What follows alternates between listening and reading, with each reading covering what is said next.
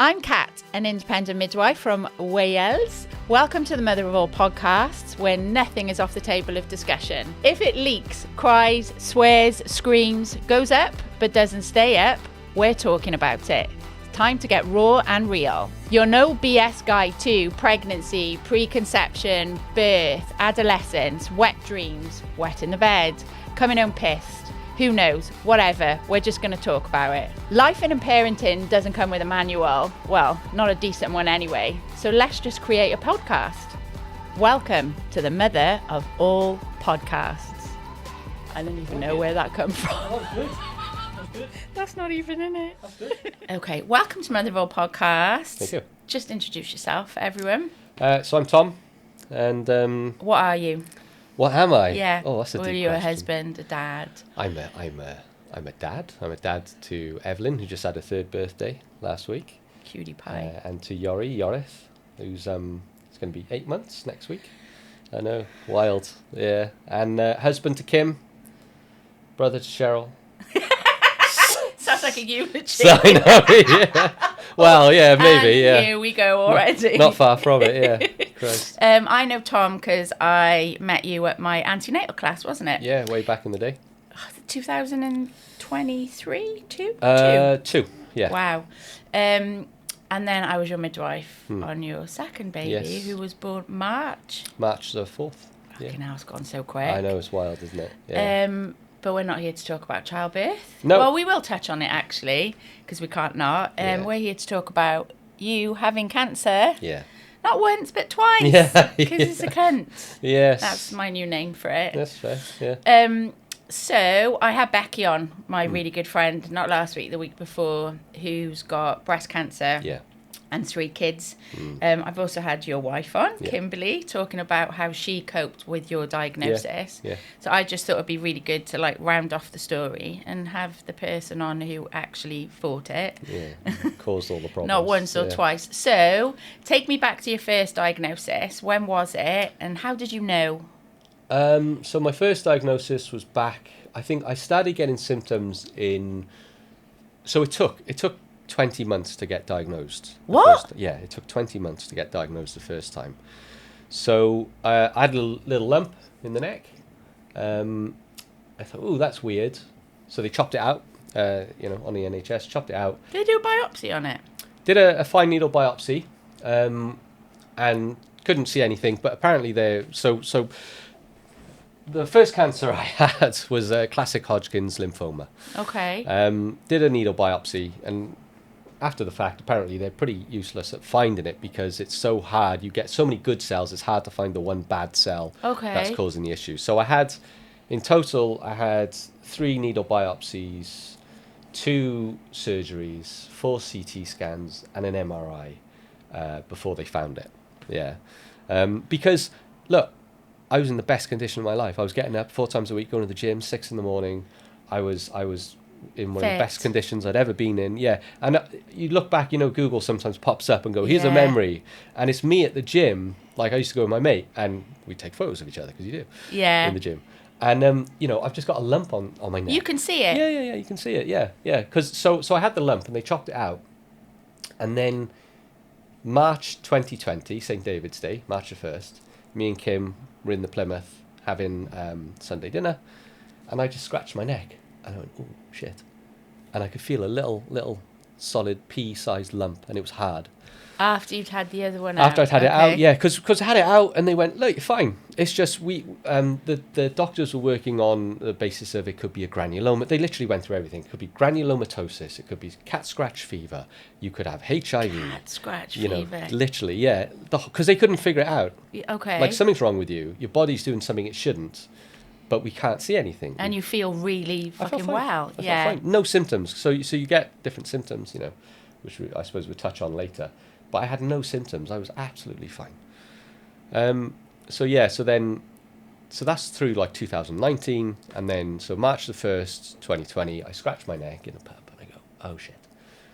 And I think then got back in touch with the haematology team. No, it was the ENT because I wasn't under haematology at the time. Okay. I had that diagnosis. And then go through the whole run again. So more tests, this, that, and the other. And that's going on and on and on. until I get my diagnosis then October, I think it was. Yeah, so it's a long April, time. May, June, July. Yeah, a long time. But I was fine. I was fine. Was it getting bigger? Well, no, they chopped it out again. So it did grow. Yeah. And then it grew, and it was maybe like the size of a golf ball, So it wasn't small. Chopped it out. Couldn't find anything. And they ended up sending it off to a Professor Djokovic, I think his name was, not the tennis player. Cool but name. Yeah, in Swansea University, who apparently for like 3 weeks, all he did was look at slides of me. Because they were like, look, something's wrong with this guy. Yeah. And so they sent it all the way up to him. And he found it. And I remember we were at my house. So I still lived at Pentwyn. I lived on my own then, dating Kim back. And I was pretty much staying at her house all the time kind of thing. And got the call. And it was COVID time then. So Kim had to wait outside the hospital. And I went in and saw the ENT surgeon. And he went, I'm so glad it's Hodgkin's lymphoma, because that's the good one. It could have been anything like, What did you say? I was like, oh right, okay, but he was excellent guy, Dr. Stew. He was really nice, and he said, look, it'll just melt away. You'll have the chemo and it'll just go. It's out of all the things it could have been, this is the good option. Okay. Yeah. Because there's some nasty stuff involved in the neck, which it could have been. So. Kim was living with her cousin at the time, and we sat down with her cousin and we said, you need to leave because Tom's moving in. He's not very well. Yeah. Played the old cancer card straight away.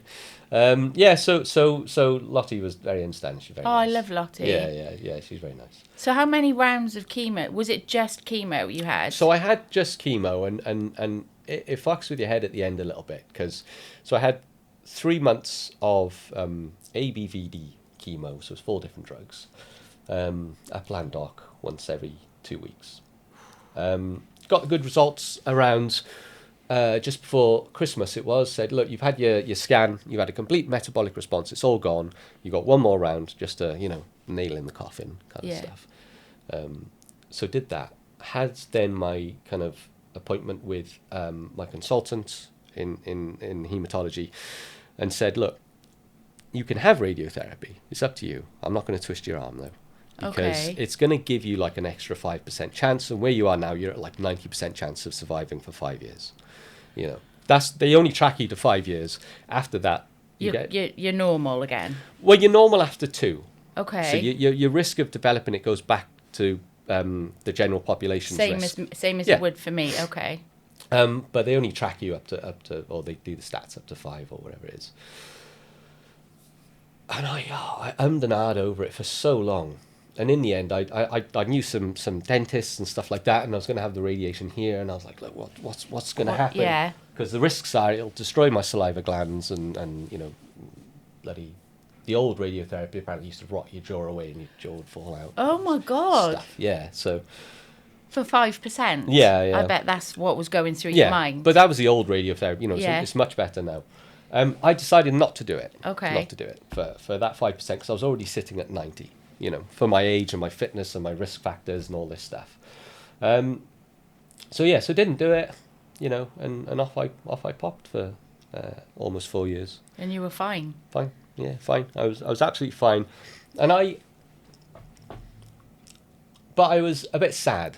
Were you? Yeah, because I hadn't been, I was always a bit happy-go-lucky, kind of, You lost a bit of yourself? Yeah, a little bit, yeah.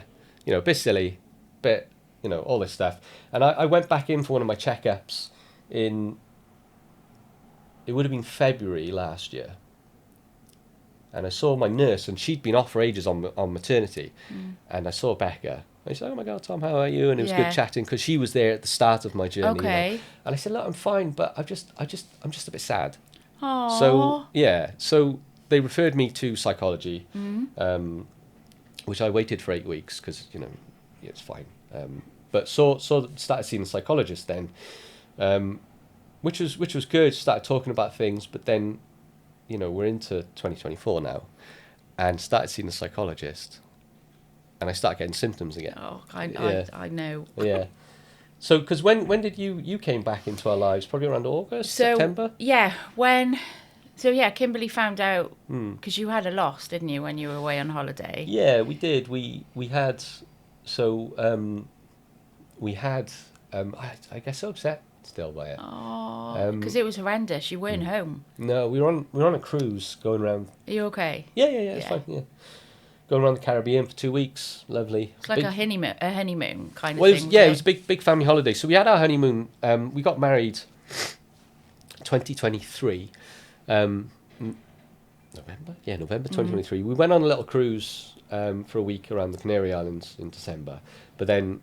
A big family holiday. Big family one in April, it was. Yeah, and we were pregnant then, and that was really lovely.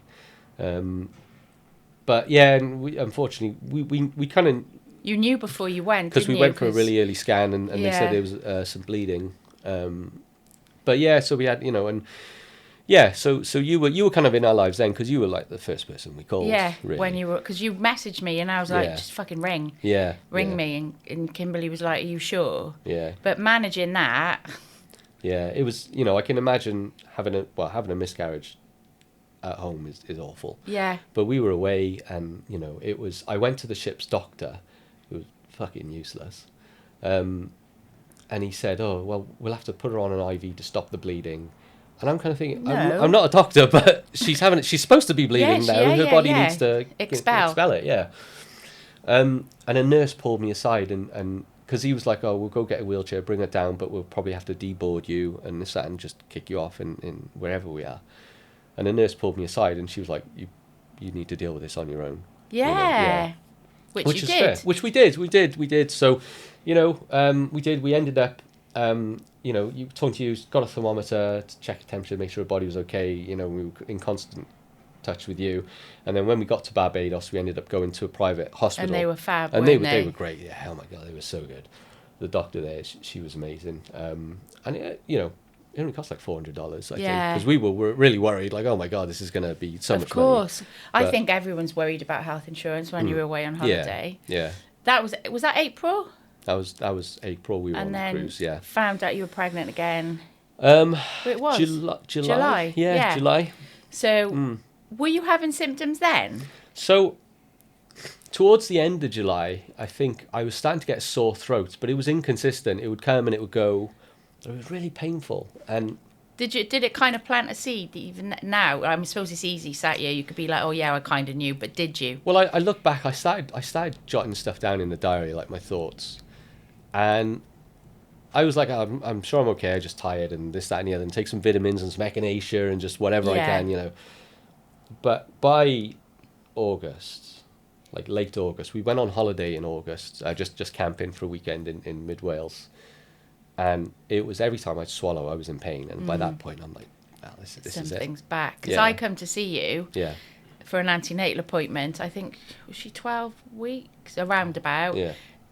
And everything was fine, and then she texted me the next day. Yeah. Saying Tom's been diagnosed with cancer again. I was like, what the fuck? Well, that would have been. I was diagnosed November last year. Yeah. And it grew so quick. It was so aggressive. I thought I'm having a relapse of the old one, but it wasn't. It was completely different. It was diffuse large B-cell non-Hodgkin's lymphoma. So I'm one of the very, very rare and lucky people where it changes. And kind of all the doctors are like, yeah, I shouldn't do that. How rare is it? I don't know. It's very rare. It's rare enough that all the doctors are like, this is really weird. Again? Yeah. So, so I ended up with that, and it just progressed so quickly. And it battered you really quickly. Every time I saw you. Yeah. You just looked. I was getting worse, because it took a long time to get diagnosed, and I was self-admitting myself into A&E because I'd wake up at 2:00 in the morning choking on my own saliva. Oh my god. I couldn't swallow. I was in so much pain. I was on 2 different types of morphine, which it wasn't even touching the sides, And I was doubling the dose they were telling me to take, and I was taking cocodamol with it, and I was just and away with the fairies, because it's not helping the pain. No. But it gives you it kind of dulls you a bit. It dulls you a bit. And I'm lucky. I run my own business and I work from home a lot, and I work with my dad and my best mate, so I'm very lucky. But I would get to like 1:00, and I'd be like, guys, I gotta go. I just need to sleep, and I would just pass out. Do you know when they diagnosed you? Because obviously you got 2-year-old Evelyn. Yeah. And a pregnant Kimberly. What's the first thought that goes into your mind? Am I going to be here for my kids? Yeah, I'm going to start crying. Yeah, it's hard. Yeah.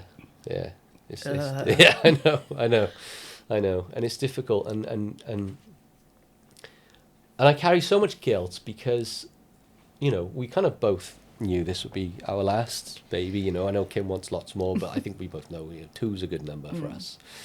And Kim didn't get to enjoy it. All the attention and focus was on me, and she was knackered, and she's trying to look after Evelyn, and she's trying to, I lost 1.5 stone in like 2 months. And, I was 11.5 stone, I dropped down to 9. And you're so tall. Yeah. So like someone in Outswitch. Yeah, basically, yeah, I was just skin and bone. It just ate me away. And I was just I tried to be there as much as I could. And I remember I'm part of a group on Discord. We call ourselves the Lymphomies. I love that. I know, yeah. And it's just people from all over the world. And, you got lymphoma and you join and you just support each other. And there was photos of me and I'm pushing Evelyn along on her bike and I put one on there. And the guys were like, Tom, is that you pushing? And I was like, yeah. And, and they're like, how? But you just need to try and be there. I was going to say, you did way more than you think you did. Yeah. You were always present when I was there. Yeah. Even just for a little antenatal check. Well, I didn't. You were never not there. I did not want to be. But there's nothing worse than husband and dad guilt. It's like, it's the worst feeling in the world. It was so hard because for so long I'd be going through... I was in and out of the hospital all the time. And Evelyn, she's 2 now at that point, and she's so clever. She's so switched on as well, and she's asked Mum, "Where's Daddy?" And Daddy's at the doctor's. And for so long, going through treatment as well, she'd be like, "Oh, Daddy, you going to the doctor's?" Yeah. Oh. And I thought, if I die, that's what she's going to remember. That's all she'll have is Daddy was at the doctor's. And it tore me up so much. And of course, Kim was like, no, she'll remember a lot more if you do go and everything. And I appreciated that from Kim because there was a bit of, come on now, you're gonna be okay. Yeah. But there was also if you do die, Yeah. And I appreciated that. It wasn't because you get people go, you'll be fine, and it's like, well, fuck you, how do you know? I remember we had a conversation, the three of us, we were joking, and it's like, but you beat it once, or at least you're not dying, those kind of stupid comments. Yeah. Did you have, I know you did, but for everyone, you and Kim obviously had those conversations around the what ifs. Yeah. A lot of that, and you talk about... Did it feel real? Like when you're having those conversations? Or is it like, it's not going to happen to me, but... Or did you... Yeah, it did. Because I think from... Because this is the second time you're trying to fight it. Yeah. From having cancer the first time, I take a lot of positives away from having cancer. And it's hard to, but you've got to find them. You've got to find them. And when I had cancer the first time... It was just me and Kim. We weren't pregnant, anything like that, and life was great. But I was very much, if I'm going to die, I'm going to die, and that's okay. I don't want to, but that's okay. And so I was very, I suppose, I'm happy to know that I can look at it and go, okay, well, if I'm going to die, that is what it is, And I think I'm very stoic in a lot of my responses, but. The second time was different because I've got a family. Yeah, and another one on the way. I'm married. I want to spend my life with this woman. Yeah. Oh. And I've got, I've got a girl, and I've got, a baby on the way, And it's very much like, yeah, okay, I might die, and if I die, I die. But fuck me, what are you going to miss out on? Yeah. It's weird because I think there's nothing wrong other than I'm obviously mentally nuts. Physically, I'm like... as fit as I'll ever be. Yeah. I think about it all the time. Yeah. And I have no reason to. So staring death at the door, like as you were, it must just be another complete it's yeah.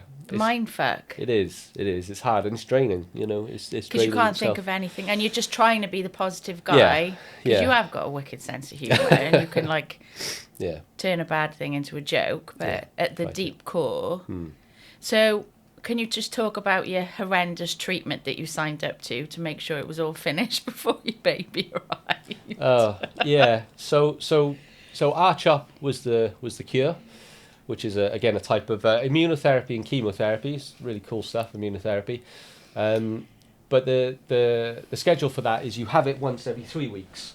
Okay, so I go for my first R-CHOP, and by the end of the second week, going to the third week, and I know it was my first one, but I was like, I feel fine. You know, I'm all right. You actually look good. Yeah, I was doing okay. Doing okay. You looked horrendous, obviously, but I see some photos now. Yeah, because it was so aggressive, and you got ill very, very quickly. Yeah. But seeing people go through chemo, you look. So I can understand why you went. The more aggressive approach. And I read online that there's an option you can do instead of R-CHOP 21, so every 21 days, you do it every 14. So you do R-CHOP 14 every 2 weeks. So I had my appointment with the docs before they sign you off for your next dose, and I said, look, I want to switch to every 2 weeks. I want to do 14. And they went, no. And I went, hang on, this is my reasoning. I had to put a case together for it. If I do this now, I will be done. I think it was 3 weeks before the baby's due. Yeah. And we kind of knew that she wasn't going to be overdue. Yeah, no. With all the stress that's going on. It was hold the baby until 37 weeks. Yeah. And then she's ready to go. Kind of thing. So anyway, they came back and they said, yeah, look, you can do it every 2 weeks. So did R-CHOP 14, and it was hard because your body doesn't get the time to recover. It was brutal, Tom. Just as you start teetering over the edge, getting over, not even feeling okay, but you get over the last one, you're back for the next one. And it was difficult. It was really hard. It was really hard. So you obviously recovered at home. How, and you and Kimberly are very open, and you made a plan, and you would try and get as much rest as possible. Yeah. But obviously that dad guilt still plays a big part in it. Yeah. Look, there's dad guilt playing a big part in it, but the bigger part for me then was husband guilt. Yeah, you know, and I do still. I haven't been able to sort it out in my head yet. You still feel it. Oh yeah. So guilty about it. Yeah, and I know it's not my fault. I got cancer. You know, I know that, but she missed in being able to enjoy it. You know, and go through it. And it was, you know, and I feel like a selfish bastard because it was, you know, she had to, you know, she's going through the various stages of pregnancy, and you know, your body's changing and adapting and everything else. And she's, you know, at points she's either feeling sick or she's absolutely fucking knackered. Yeah. And she's looking after really active and engaged 2-year-olds and someone who's got no energy left. Yeah. You know, and like you said, it looks like he just stepped off a train or something. Oh, you would. You know, so, and I struggle with it. And Kim's, you know, she's very lush. pragmatic about it. And, and she is. She's probably less emotional than you about it. She is, yeah. Yeah. She is. But, well, one of you has to be. Yeah. You can imagine who the most emotional is in my relationship. Is it you? No. Do you think you can move past that? Yeah, you have to. You can't carry it with you, you know. No, because the only person it affects is you. Yeah. So. And you've put yourself through enough. Yeah, well, my body has, yeah. So, and it was difficult, going because you stopped people coming over, didn't you? You only had a small circle. Village. We completely kind of turned, you know, went into hermit mode. Yeah. Again. I was a bit silly, a bit naughty around Christmas. I went out with the boys, not at Christmas time in the rush, but I went out for a couple of drinks with some friends. And then that put me in the hospital for 3 days. I was there when we were talking about it, because I was like, you should just go. I know. Kimberly I needed was to. Like, what? I was like, you just need to go out with your mates. I needed to, yeah. And it was against all the advice and stuff, and it's stupid because, you know, I've been You did end up in hospital. Yeah, I ended up getting just a virus, which normally your body would deal with. Yeah, but you've got no immunity. I had nothing, yeah. I woke up at 4 a.m. on January 1st. Freezing. I was shivering. Putting clothes on, layers, this, that, and the other, hat. And I sat downstairs and I'm shivering. And I didn't want to wake Kim up. And I very pathetically and weakly just went, Kim, Kim. And she didn't answer, and I was like, that's fine, because she's not going to hear me. You know, I'm downstairs, she's fast asleep. And I text her saying, I need you. And she didn't answer, and I still didn't want to wake her up because she's fast asleep. And she came downstairs at like 7. She was like, what the fuck are you doing? Why didn't you wake me up? You know, I was like, I didn't want to. I said, I'm freezing. And she touched me, and she's like, you were boiling. I was 40 degrees. Oh my God. Yeah, I was 40 degrees. Was it worth the night out? Yeah, it was good. Yeah, see? Yeah, it was good. Yeah. I did, I don't feel bad for telling you to go I know, now. no. It was nice to see my mates. And, when you had like down days like that, and we've spoke about this also before, but did you ever think, I just cannot carry on with this much more? Yeah, of course. Yeah, and it's more... And because yours was like a snapshot. Yeah. You like squeezed it all in. So it's even more brutal. And it's hard because you start doing treatment, and I had a massive... By the time I started treatment... It's bigger than your fucking head I know, it was huge. It was massive. It was out there. And I started treatment. And I disappointed with myself a bit. I thought I was better than this, but like the day after I did... I know. So hard on yourself. I know, and that's when I ended up going through therapy. That's what we discovered is, I am so self-critical. Awful. And, I know. I'm doing better. Good. I'm doing better. But... like the day after my first chemo, I was chatting to the guys on the lymphoma group, and I'm like, guys, it's not working. I've still got this massive lump, and they're like, well, yeah. It's 24 hours ago. You need to give it a chance. So I started taking photos just once. I limited it once a week. Take a photo of myself in the mirror, same position, and you could see it start shrinking. Yeah. You could, and you relax a bit then. But so I went through that treatment, and then I had my interim scan because I still had lots of lumps and things, and they went, it's not going as quick as we think it should. And you were having it every 2 weeks? Yeah, really hitting it. When you asked them to have it every 2 weeks, did they think it would work quicker? Because it's all about consistency, isn't it, with chemo? Yeah, you need to, and radio, you need to not miss a dose kind of thing. I'd read all of, I'm a bastard for it, because I'd sit in these meetings. You love it. I'd be like, look, I've read these papers and I've done this research. I know. You and Kim, you just love it. I know. So, it provides a marginal increase in effectiveness. Okay. Yeah, switching to R-CHOP 14. But, yeah, so they signed me up for radio in the end. So I finished treatment just before Yori was born. And then I started... Well, this is another thing. The day I started radio, it was. We could talk about that if you want. Yeah, defo. Yeah. I'll have to drink water. Sorry, because no, it's fine. Because the radio did destroy my saliva glands. Yeah. So. So Yori was born. When was your last chemo?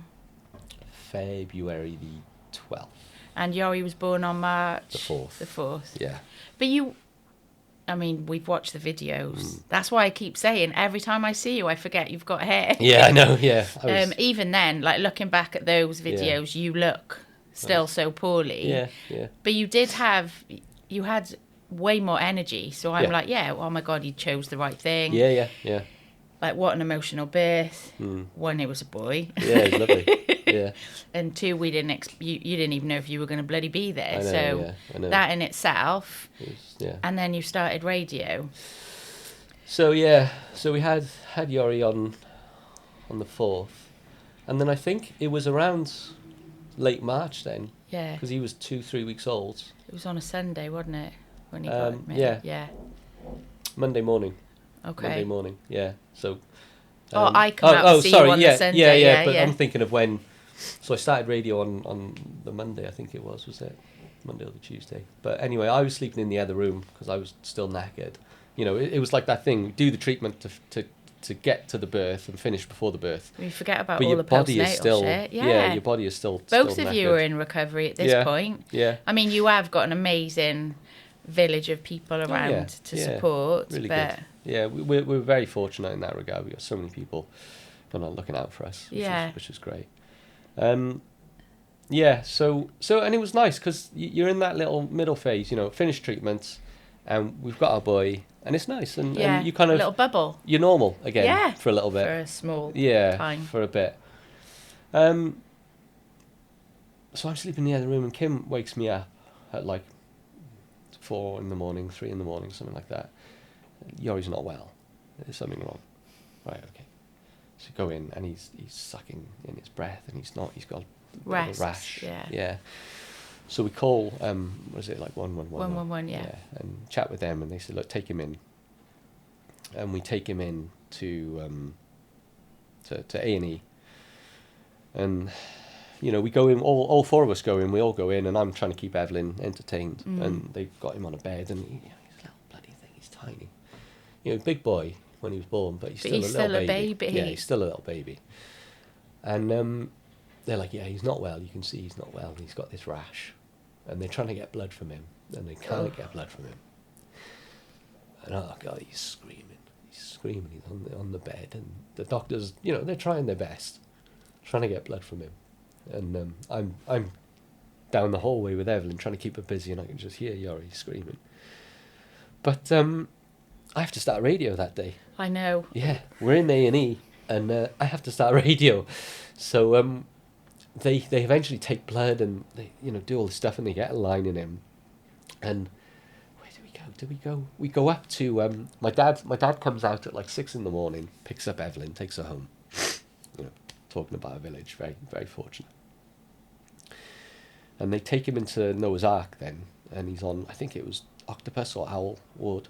And I'm like, I've got to go. I've got to. I can't reschedule it. I've called, and you know, I've tried to see, can I change it? And it's like, no, you need to start. And I go in. So I go to Valindra. Were you on your own? Yeah. And Kim was. Kim stayed with the boy. Yeah, she stayed with Yori. And I, you know, and because it's the first one, they sit you down in this room and they take you through all the checks and this, that, and the other, and they're like, "How are you?" And I Did you tell him? I didn't even get a chance. I just went, boo. I just cried. And then you go into the room with the machine, and it's a different set of people. And they're like, how's it going? And I just cry again. Cried. Yeah.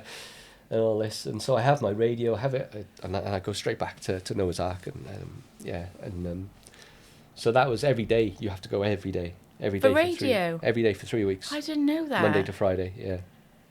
And that's the thing, if you miss, the doctor's like, you can catch up, but you really don't want to miss. No, it really ruins the efficacy of it. In your head, because you didn't have it the first time, was it like you wouldn't miss it anyway, but was it more... I really struggled when I got diagnosed, because I chose not to have radio, so of course I did this to myself. Did it make you feel better that it was a different cancer? No. I know that's a stupid question. No, because if it was a straight relapse, you'd kind of go, oh, you know, my Bastard, fault. But it was you know, it was my fault anyway in my head. But you know, all the doctors were like, look, you were probably going to get this anyway, because it's really strange to go from what you had to this. To something different. It does happen, but yeah, it's rare. But it's rare, yeah. So you know, you can't for a second blame yourself for not having the radio. But you will. I did. I don't anymore. Good. Yeah. So, so that was, you know, so Yori went into, Noah's Ark, and I think You were there a week? A week, yeah. So we're there overnight, and he's just deteriorating. He's running out of energy, and he's trying to feed, and he doesn't have the energy to feed. So he's not feeding, so he's getting less energy, and it's just a vicious circle. And at this point, they didn't know what it was, did they? They started doing tests, and stuff was coming back negative. And we've got these photos, and he's red rashes under his armpits and his chest, and he's just blotchy. And we've got all these photos of him, and he's lying on this bed, and he's just like wrapped in stuff, and he's got lines going into him, and And it must have been going into like Tuesday, Wednesday morning. The doctor was like, look, I think we need to take him up to intensive care. and you kind of, you're exhausted, because me and Kim are not sleeping, you know, we're trying to sleep. You're having radio. But it's you know, that's not even a factor. No, it's you not don't a factor even think at that about point. that, do you? It's not, you know, because you know, and you're trying to, Kim's staying with Yori because she's breastfeeding him, and she's the right person to stay with him, you know, between the two of us. You know, he needs to have his mum there. And so I'm going, and we've got family helping, but I'm going, and I'm picking up Evelyn, and I'm dropping her off at nursery, and I'm seeing it, and I'm trying to make it as normal for Evelyn as possible. Yeah. You know, and I remember, driving to nursery, and I get there like half an hour before, and I just pass out in the car, you know, I just sleep. Really? And I'm just gone. And I wake up then and get Evelyn, take her home and playing and trying to be happy and everything's Yeah. fine and, you know, and all this stuff. And you're broken, really. Yeah. Completely. Yeah, it's very hard, yeah. And so they take him to intensive care.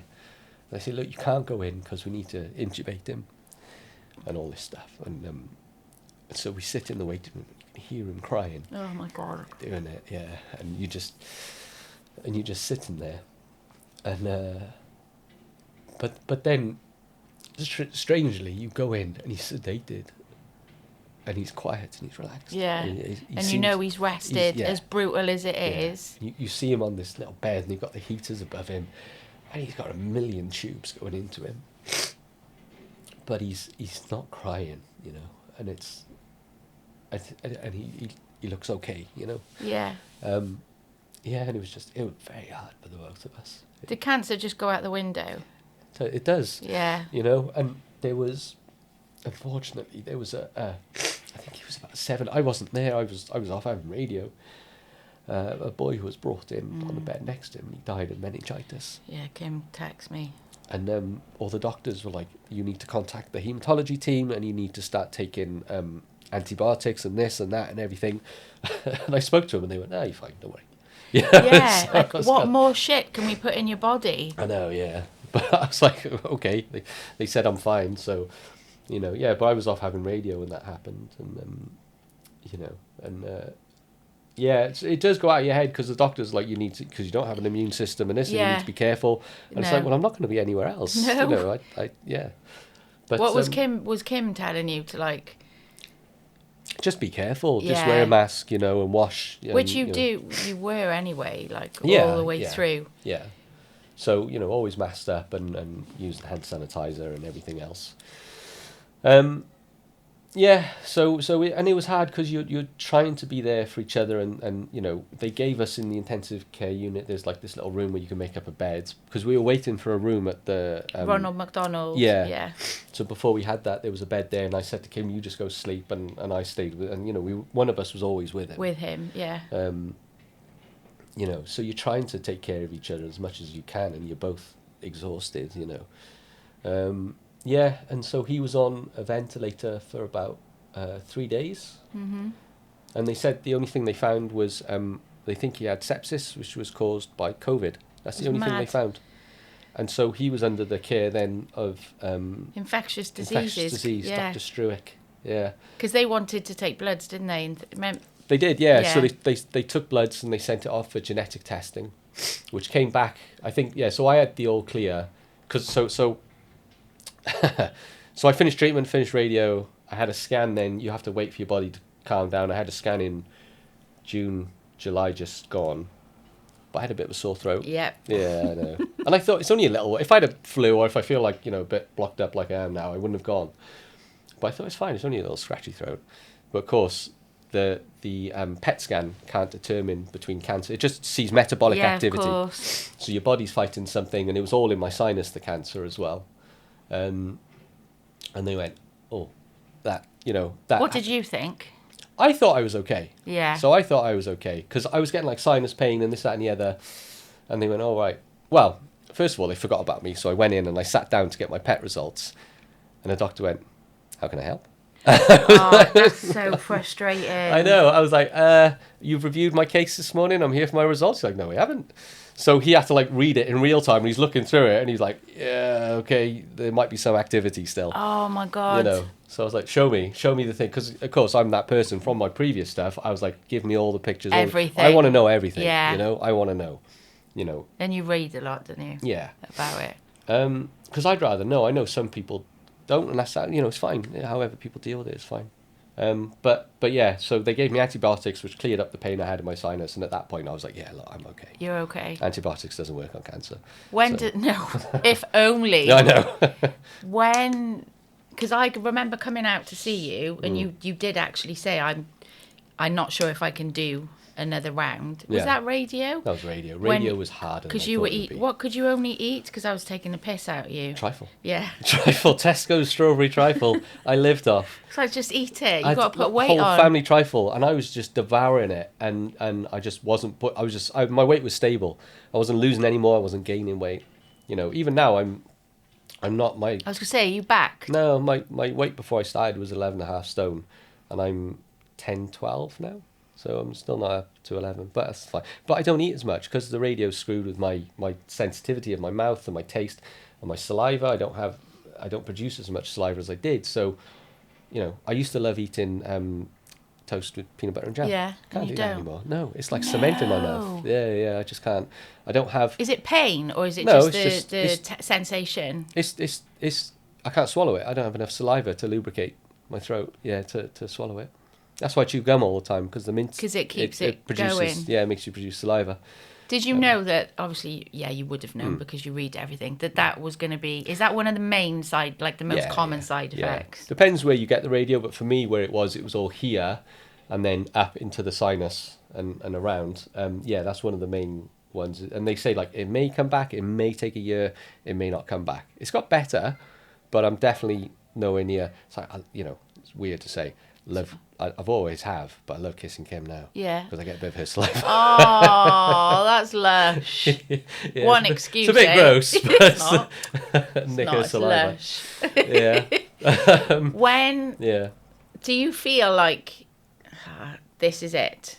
Do you feel like it's done? It's gone? I don't know. Will you ever? Because you did after the first time, yeah, didn't you? I did. I'm in a phase, and I'm not fooling myself. I'm in a phase where I'm like, well, I just can't die.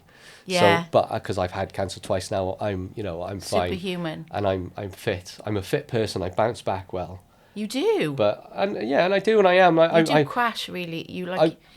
I would say I've got good genes, but who knows? Yeah. Has anyone in your family had this? Just not this. No. My mum had something called malt lymphoma of the eye, which is because I had private insurance, and they didn't want to pay out. So like, well, your mum had lymphoma, and the consultant had to be like, no, completely separate. Pay him his money. Yeah. Which he did, and we bought a motorhome, which was great. Fantastic. So, I tell myself like I'm indestructible, but I'm not out of the woods by any means. I only finished radio in April, just gone, and once you get to a year, that's pretty good, but you got to get to 2 years. So You did last time. Yeah, I know. I got to almost 4 years. Yeah. But it's just one of those things, and so you kind of have to adjust your mindset a bit. So hard though. It is. Yeah, it is. It is hard because, like I said before, I was kind of not head in the clouds, but happy-go-lucky, and now I think about death a lot, but I don't always think about it in a negative way, because if I'm doing something, and I'm like, I don't really want to do this. Fuck it. And it's kind of you only, not all the time, it's not perfect, but I do a lot more things that I want to do now, and I don't do a lot of the things I don't want to do. Fucking brilliant. Yeah. Isn't it shit that it takes a cancer diagnosis or some fucking trauma to make you actually be a little bit more selfish with yourself? Well, I don't even think it's selfish. I think it's being true to yourself. Yeah. Because it's not, I'm not. You're not a selfish guy. No, and I'm not doing it to the detriment of like him or anyone else. But it's and it's hard because you can read all the things you want online about you might get hit by a bus tomorrow, live your life for how you want, but it's all concepts. Yes. Until it happens to you, you can't picture it. And it's like my parents. My mum's friend's just been diagnosed with dementia and Alzheimer. Oof. And not nice. And it's made them both go. Both your parents. Yeah, we need to get on with our retirement and start enjoying ourselves. It's when you have that thing close to home and it gives you a kick. It's yeah. Do you feel like, or do you even want to be like what you were pre-diagnosis? No, that person died. Yeah. Yeah. Oh, that kills me. So cool. It's all right though. Are you comfortable saying that? Are you like? Because you seem very accepting of it. Yeah. Do you miss a bit of your old self? Yeah, of course. Yeah, of course. You grieve for yourself sometimes. You do grieve a bit, but not too much because you can't. It's just like if somebody died, you can't bring them back. No. And that's okay because we change all the time, right? Yeah. You have to. You have to because life changes constantly around you, and everything changes all the time. You can't stay the same person. I miss I miss not having the weight of it, you know? Yeah. But that's something I'll always carry with me, but that's okay because I get to live. Have you got PTSD? Probably. Probably. Do you remember when I come over and Kim was talking about giving up breastfeeding, and I was like, you don't want to give up breastfeeding. And she was like, because Yori, and she thought he was ill all the time, and he was really upset, and he's not. He's such a gentle boy. And you said he's probably got, and I agreed. I was like, oh my God, genius. From the hospital. Trauma, yeah. From being in the hospital. Yeah. So for a bit, and he definitely did. And he did. And it took him a while. And he relaxed into it, and he fed a lot better then. Yeah. But it was, you know, and you think. Why wouldn't he? Yeah, I know. But I've never thought of it. Yeah. And I don't know if you thought of it because you've gone through so much in hospitals and stuff, or it's just it was such a normal thing to think that that's what he had, rather than trying to look for other alternatives. Oh, it's a growth spurt. Oh, let's just give it breastfeeding or whatever. It's like, no, he's got. And I, you know, maybe it sounds silly, I don't know, but he's such a happy boy. Oh, he so is. And I say to people now, because he cried so much in hospital, and he got all that out of the way. Yeah. And he's such a happy boy now, and it's you know, and yeah, you're right. He wasn't after hospital, and he suffered. You know, he suffered before he went in. He suffered in hospital, and he suffered after for a long time. But he you know, worked through it, and you know, and I think he's had this horrible thing happen to him. You know, and he was a baby, and you know. I hate needles. I'm terrified of needles. Oh, Jesus Christ. But yes, you know, really unlucky to have cancer twice. But watching your kid have them. Well, yeah.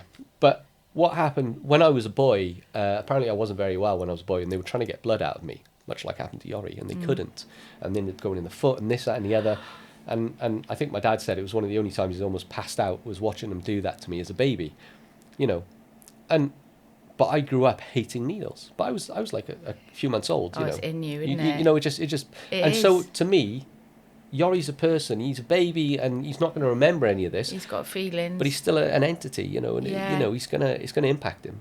Yeah. I genuinely think she would have given up breastfeeding though if you hadn't have said that, because I was like, I think it was everything's hard. okay. Yeah. But if you don't, you know, you've been through so much. There's nothing wrong with actually saying. Yeah. I can't do it anymore. But it wasn't that she didn't want to. No, she just needed a reason. Yeah. Where so what's your follow up? What, medically or well, both. Yeah. Medically, I've got an appointment now in December, so I'm like every 3 months for now. They'll just check on me. But they you finished in April. Yeah, finished in May, April. June, July, August. So you've just had one or no? No, because I had that scan and they said, oh, maybe there's something there. Okay. I had to wait another 4-6 weeks. Which I had another takes you scan. out of the cycle. Yeah, so I had another scan, and then they went, yeah, you're fine. So that's good. So I had the call saying I'm fine, and then like 2 days. You've only had one of them. You've only had one call since treatment to say you're fine. Yeah. And then it's every 3 months. Yeah, then it's every 3 months. Yeah, so I had that call. I think it was the Monday, and then the Wednesday, we had the call from Dr. Struick saying, "No, Yori's fine." You know, so it was a good week. We had two nice results. That was very really well fucking deserved. Yeah. Oh, we both cried when we got Yori's results. Yeah, but because it was, we ended up keeping him in the room and co-slept because we wanted to protect him. Of course. And and we had those results. And when we had the results, he was like, right, you can go sleep in his own car now. Yes, because your kids sleep really well. Yeah. But because Kimberly was definitely like, why wouldn't you be as a parent? Yeah. That was rough. Yeah. Thinking that every single thing was an issue. Because they thought, it could have been an autoimmune response. So we're like, we don't want him to get ill. And then they wanted to do the test, and the doctor said, because as we go into winter and kids start getting ill, we want to know if he's got something before that happens, which, makes sense. But he's got a runny nose and stuff now and a cough, and he's fine. He's just working through it. Yeah. And obviously Evelyn's in nursery and that, so she's going to bring home the germ central biggest amount of shit ever. Yeah, all the time. So your next appointment is December. Yep. Okay. Where it'll just be a scan. No. Just give me a poke and see how you're feeling and ask me. Mostly it's down to me because it's so, they can do blood tests, but it's very rare to detect it in blood tests. Or when I had my last one, I had a blood test and they said, your bilirubin's really high. Okay. Which is, I think shows you, is it your liver is working really hard? so they said, we need to do a follow-up test. But the problem was my bilirubin was really high because I'd been out on the piss 2 days before. So, did you say that? Yeah. I got absolutely smashed. So I just screwed my body up a bit, But was there any part of you that thought, oh shit, or you genuinely knew I was like, piss? yeah. That's brilliant. I was ill. I was so drunk. Yeah, so I was. It's not worth it anymore. And that's the closest thing I can associate chemo to is a hangover. Really? Is a really bad hangover. Without the fucking fun. Well, yeah, exactly. And that's why I've drunk since I finished treatment. I've been out and I've got a bit drunk a couple of times and had a hangover like maybe twice. And I'm just like, I don't want to do it anymore. Nah. I'll have a few beers for sure, but that's I'd nice. call it a day. Yeah. Yeah, no, I'd rather. But it's the closest feeling I can, because it's just drained and just everything feels shit, and it's just Well, my friend Becky had an anaphylactic shock on her first one, which is like the rarest side effect. And seeing her go through it, well, you as well, it's fucking brutal. It is. I can kind of, you won't because you've been through it, but, and I said this to Becky when she come on, I'm watching her, like having a front seat to watching people go through it, you as well. I don't know if I'm strong enough. Like everyone thinks cats are strong. Because it's brutal. It's hard, There's I can't, but it affects everyone in the family. Yeah, and that's the big thing. Like being a front seat with Kimberly, and we spoke very openly about how she felt, and she had guilty feelings for feeling the way she did because. Well, she went to counselling. I set her up with Big Moose, and but she needed to, and it was. She did. It was the best thing ever, and I said to her, like, you're allowed to be pissed off. Yeah. This is brutal. Yeah. It's so fucking unfair. It's unfair. Her mum died of cancer. I know. It's like shit. It's shit. But she's so focused. So like. Kim's amazing. She's superb.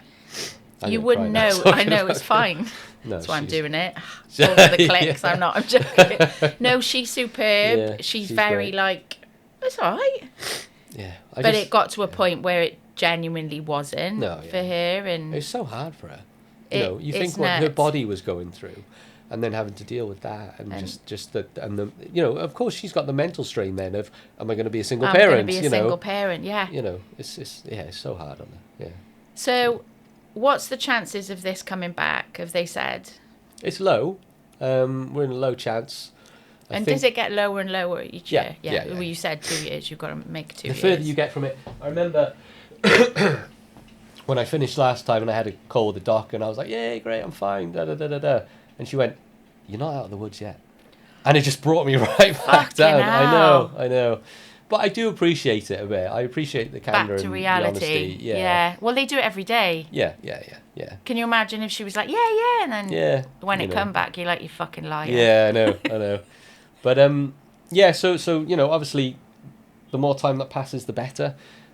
Fortunate again, finding more positives. Fortunate that it's an aggressive cancer. Yeah. Because I'll know if it comes back quickly. It was so quick. Yeah, I'll know. And the good thing about being aggressive, it responds well to treatments, which doesn't make sense, but... No, I know. Yeah. You'd think it wouldn't. Yeah, because really. It's so hard. But, so just, I say passing time, but it's not. It's trying to... I do appreciate things a lot more. Yeah. And I enjoy things a lot more. But I enjoy these little moments where... Like, it's nothing in particular. I'll be sitting at home working and I've got the window over here with the light coming through and something will catch on the light and I'll just sit there and look at it and be like, that's really nice. I like that. And I'm like that with red trees. Red trees. I don't know why. Yeah. It doesn't matter what mood I'm in. If I see a red tree, it just lifts me. So that's what I say to my kids, go and find your red tree in your day. Yeah. When Kimberly come on and spoke with Charlotte, Charlotte said something similar. She said because obviously it was her husband, I find simple things that I used to find stressful so amazing now, like struggling the 2 kids in the bath and rather than it being like, oh shit, it's bedtime, she's like, we just get to do another one together. I did it this morning. Kim was downstairs with Yori and I went upstairs to get ready and Evelyn was still asleep. She's not done well with daylight savings. Oh god. Pain in the ass. But I stood by her door was open, and we just redone her bedroom and did it for her birthday, and it's fantastic. She walked in, she's like, Loved it. Yeah. I bet it's Pink Palace, is it? Yeah, basically. But I stood in her door watching her this morning, and she's starting to stir, and she's stretching. She's doing this and she's doing that, and I just stood there watching. And you have it in the back of your mind, and you're like, I'm so glad I'm here. To see that. I'm so glad, and life can be hard, and it is hard, and there's lots to do and all this shit, but I'm just glad to be here for it. Does it feel like it never happened? No, God. Really? Yeah, no. Because some people are like, it doesn't feel like it even happened to me. It's very early days though, isn't it? It is. And there's a lot, and I have moments of, I'll be in the shower and I'll just get hit with a bunch of trauma. Yeah, so you have got PTSD. Yeah, maybe, yeah. Because you just get flashbacks, and I just think, because, like I said, I just got on with it. I just head down, you literally were like a soldier. And then in a dressing gown with no hair. Looking like an egg walking around. But I have these moments, and I'll think, and I'll just think, there's so much suffering. Admitting yourself to A&E at 2 a.m, saying, pump me full of steroids, please. Right now. So I can swallow. Yeah. Again, and just being in agony and up through the night. I hated it when it got dark through the night, because it was. Well, I hated that then, because you go into bed, and I was sleeping in the spare room because I had night sweats, and every day just new sheets because I drenched them, and I propped myself up in the corner because I couldn't lie down because of the saliva. God. And I hated the nights because it was so lonely, and waiting, watching the clock. Can I take more morphine? Can I take more morphine now? And just trying to distract yourself. And it was, and but when you're in it, you just get through it. Because you were so focused though. Yeah. The minute you found out, it wasn't about you. I know, like you said, it was all, Kim's pregnancy was all about, it really wasn't. I'd never in a million, I'm like, oh my God, he's just going to, because even Kimberly was like, I don't want him to do it. Yeah. But I get why he wants to do it so aggressively. Yeah. You're 100% not the only dad to have gone through what you've gone through, but for any dads out there who are going through it right now, what's the one piece of advice you give them? I'd say just keep your eye on the horizon and know it gets better. Yeah. It's because it's hard when you're in it, because you have that guilt around trying to, be there for your family. Just, it gets better. Yeah. Fuck off, will you? Sorry. Yeah. I'm used to having a laugh with you. Yeah, sorry. My God. Yeah. Are you back in work? Yeah. I didn't stop working. No. No. Yeah, I forgot to mention that. Yeah, so. Has life gone back to whatever normal is, to what? New normal. Yeah, now. new normal. Yeah, okay. new normal. In what way? Less work? Yeah, less work, more. I'm going to drop down to 4 days a week next from January. Brilliant. So less work, less stressing about work, less, and like Kim always says, whatever happens as long as we've got each other, that's fine. And so there's less stress about work and trying to do this and do that and blah blah blah. And I enjoy my job, and I want it to grow and be more and stuff, but I'm not breaking my back over it anymore. And I'm not, I would put in all the, I finish work at 5, kids go to bed at 7, work again. Fuck that. No, you've got two kids for a reason. I'll dip in every now and again and do that, but I used to do it so much. So yeah, new normal, and we're also, we've just had Yori, and we're still, we're probably right now having the worst sleep we've had in like 3 years. Yeah. It's fucking dire, isn't it? Yeah, because we decided to sleep train him and put him in his cot when he was teething, which was horrendous. Have you not had enough? No. Have you not gone through enough trauma? I just want to go grey quicker. Jesus. Yeah, I know. So that was hard, and we were both drained, and Kim made the executive decision. She said, Yori's coming back into our room. And I was like, yeah, absolutely. Whatever, you need to sleep. Yeah. And we got, we've just got to, because we're just so tired now. And it, like I said, it's reminding me of when we were sleep training Evelyn, walking around the house at, 1 a.m, rocking her to sleep. It's horrible. And, yeah, it's hard. It's a form of torture. Yeah. It's like being drunk, just without drinking. Sleep deprivation is vile. Yeah. But going back to your postpartum, you were both sleep deprived. Yeah. Normally, it's like it's all about the woman. Yeah. But you were both. Neither of you were having enough sleep. We had to we had to try and get whatever sleep we could between us. Then that was difficult. Yeah. When you think back to like what you've gone through in the last, it's laughable because it's just like we're in October. Yeah. So when you think back to this time last year. So we had Evelyn's birthday party on Saturday just gone. It was her third birthday, and her second birthday. Obviously, I hadn't been diagnosed yet. But you knew. I had the lump. Yeah. And you started losing weight already. Oh yeah. And there was photos of me from Evelyn's second birthday. We had it at like the roll up in this big play area thing, and I looked like shit. I was in agony then, and I remember there's a photo of me and she's sitting there and she's got a hat on and there was the she's a proper daddy's girl as well. I love it. Yeah. She is a proper daddy's girl, and I'm behind her having a photo and I can't even smile, because you're in so much pain. And we had the birthday party just gone on Saturday, and loads of people said, it's a bit different than last year. Yeah. Did you read when people say that? Are you like, oh my God, yeah? No, I knew anyway. Yeah. Because I've only just finished treatment in my head. It's still really new. Yeah. Because... Why do you think like that? There just hasn't been time. Because, look... You've just had a baby. Finished treatments, baby, radio, Yori's ill, and then he gets out of hospital and he's not settled for a long time, and then he is, and just life. It's just been a lot of life. Life as a newborn with a newborn as well, which is great, and I absolutely love it. But it all still feels very new. Feels like you're still in it. Not still in it as such, but not out of it. Yeah, I'm not able to stop looking behind me just yet. Yeah. Yeah. Were you like that after the first time? I felt like I wasted about a year of my life because I just did nothing but worry about cancer for a year. And it's hard not to, though.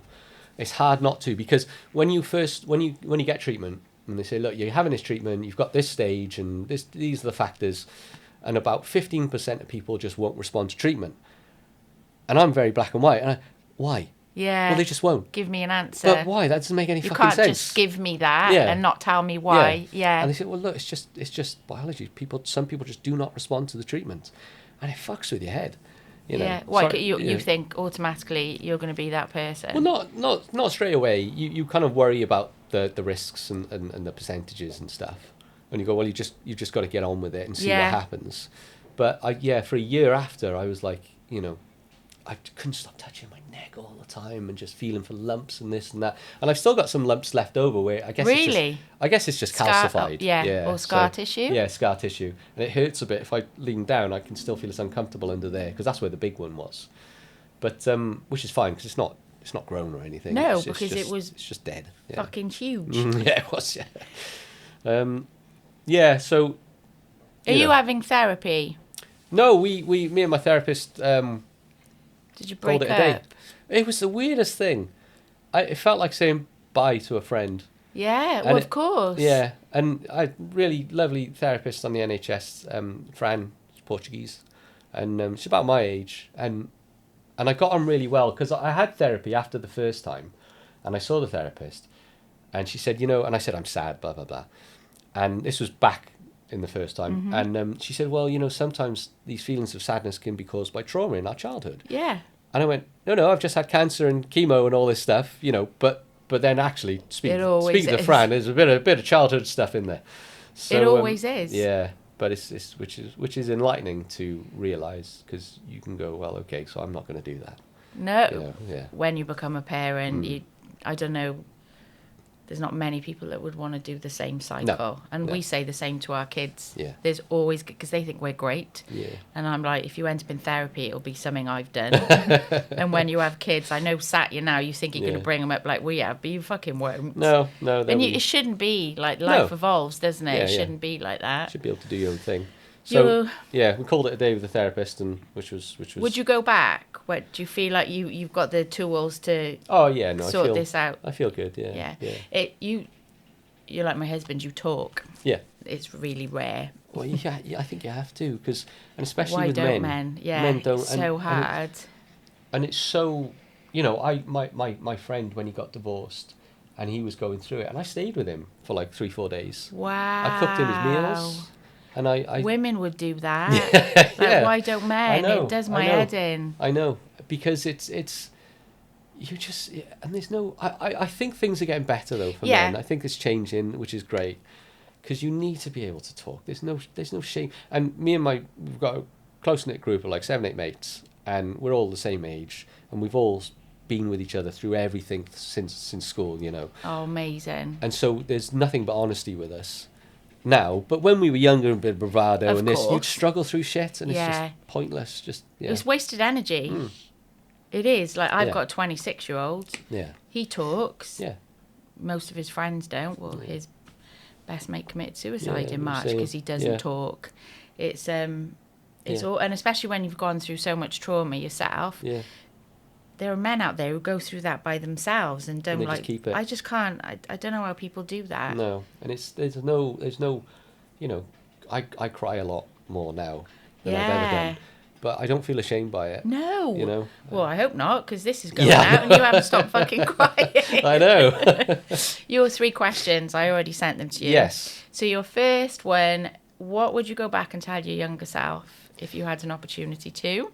I would probably say stop listening to yourself so much, but the critical side, right? Yeah.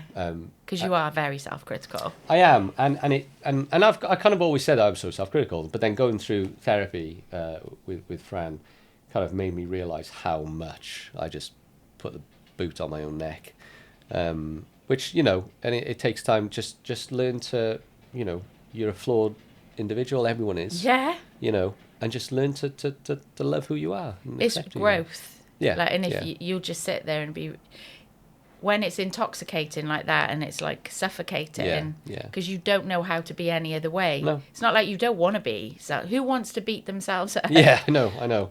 But it's the only narrator you've got, course. you know, and it's telling you a different story, you know. Yeah. Change the narrative, basically. Yeah. So that's what I would say to myself, because, you know, I probably would have been a lot happier at times. Not that I wasn't happy, but happier at times, you know. If you were less critical. Yeah. Because it was only me. Nobody else was putting me down. Yeah, it's not like you've grown up in a critical environment. No, not at all. I wonder where that come from. Well, I think I know. Another podcast. Yeah, maybe, yeah. Please don't say cancer, but what's a defining moment in your life? Not the only reason I'm saying cancer, and I said the same to Becky, is because it can't be the thing that defines you. I struggled with this one. Most people do. I don't have one. Really? I don't have one. I have a series of moments in time which you only realise they were big after the fact, right? Yeah. Okay. But it's things like, you know, marrying Kim. It's the death of my nan. You know, my last grandparent. Why? I went to go see my nan a lot. My grandpa died when I was maybe 21. He died of prostate. Love my grandpa. We named my grandpa's name was Kenneth. Yeah. Yori's middle name is Kenneth. Kenneth. And he was a fantastic man, my grandpa. But my nan and grandpa were together from the age of like 14 or something. Wow. And, you know, he went off to the war and went abroad and everything and came back but my nan was alive for about another 5-6 years after my grandpa died, I think. I can't imagine doing that. It was hard, yeah. It was you know, my nan missed him every single day. Yeah. But I spent a lot of time with my nan. I loved talking to my nan, and she was so, with her humour, she was so dry. And, you know, and yeah, and it's your life changes because that's your last grandparent. Yeah, you know? that's why I said why, because that's what most people would say. Yeah, and it's a different. You're in a different life now. And then you look. I have moments that flick back into my head riding a motorbike to work as a 20-year-old at 6 o'clock in the morning, going over to Caldicot between Cardiff, and the roads are empty, and I'm of course opening up the bike. And it's just this freedom, you know. Yeah. And it's cold. We're going into winter, and you know there's a really low sun, and you're just free, and just these moments like that flick back into my head. That kind of make me who I am, I think. Were you like that then, or is like facing death?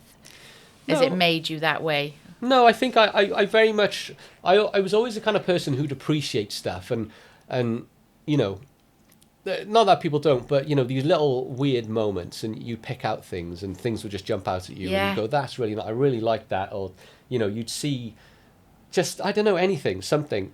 Like I'd say to my mates who were riding a motorbike, I said, I love it because you can ride, and if you ride past a field of flowers, you can smell it, and this, that, and the other. I'm the same. Yeah. That's why I'm fascinated, because I say to my husband, oh my God, look, the family are bored of it now. Yeah. And they don't get that same kind of connection with... Yeah. But that mist in the morning. Good time of year for you. Oh then, my God. Retros, And when Kellen was in Canada, I was like, she'd send them to me all the time. There you go. What's a movie, a podcast, or a film, or a book that you think everyone should listen to, watch once in their life? Oh. Do you read? I used to, not so much anymore, because You've got kids. Yeah, and you lay down and you just go on your phone and then pass out. Which I try to read, but I'm bad at it because I just take the easy route and just stare at my phone. Doom scroll. Yeah, I'm trying to get better.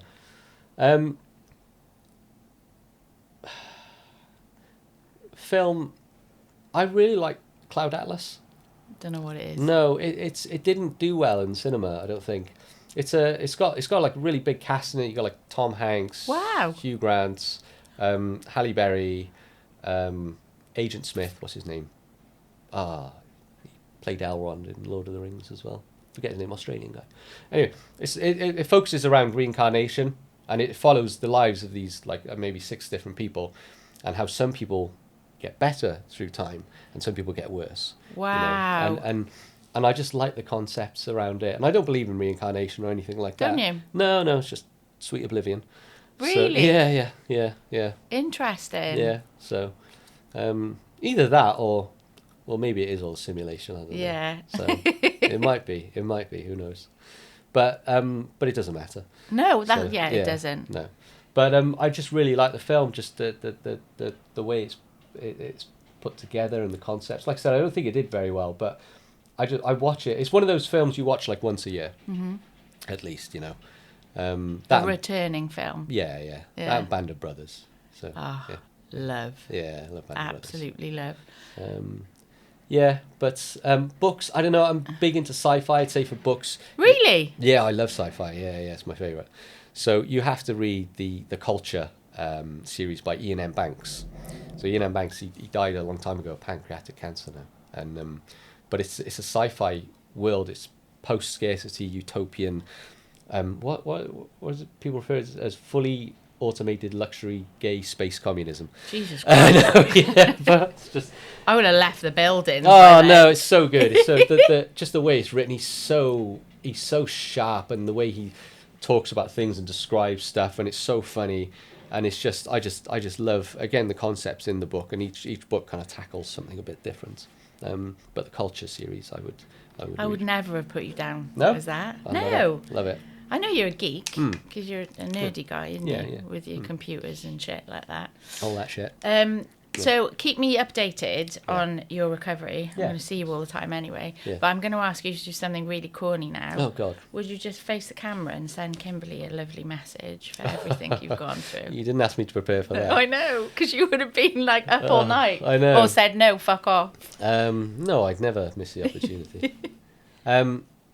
Kim, I love you completely. You are my world. And I'm so glad we get to spend all this time together.